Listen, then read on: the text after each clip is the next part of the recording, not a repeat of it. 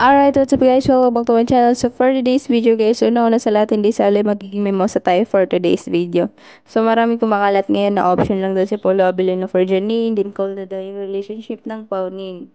Guys, kung nababahala kayo tungkol sa pinost ng Paulo Abilino na Facebook page na verified, guys, di po si Paulo mismo yun.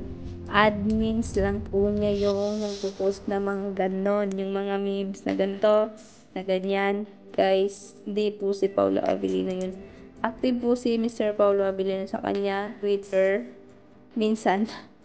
Sa Instagram, active siya doon. Pero sa Facebook page, admins niya lang po yung gumamit nun. Kaya huwag kayong mabahala, Paunatics. Nadamay, ay Paunatics, Tsaka, guys, nadamay pa si Bea Alonso sa issue na to. May nakita ako nadamay si Bea Alonso. Guys, si Bea Alonso po is nanahimik. Nag-taping sa Palawan. Din miss niya si Dominic Roque, yung boyfriend niya. So guys, Jenny naman, nakalaking taping lang po. Ayan, pinost niya. Have to start packing.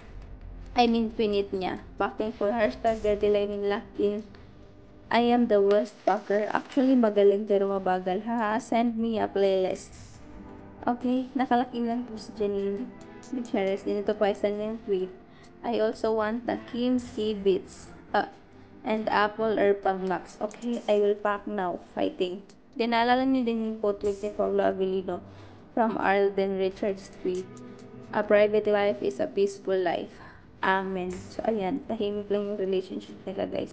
Sabi nga ni Janine sa mga interviews niya, masaya siya. Andun si Paulo kasi parang nakasuporta sa kanya. Kasi guys, kung wala talagang sila, direct to the point na wala pong kami ganito, ganyan, diba? So, ayun lang guys. Okay, bye. Mo sa for today's video. Ayun lang. So, ayun lang po. Since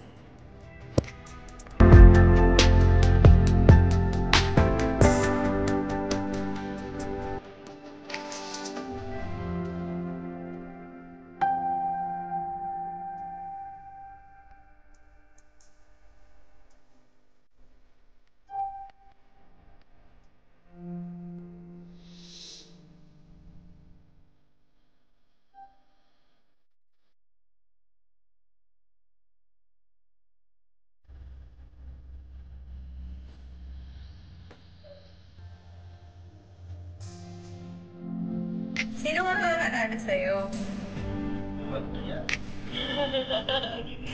Hindi.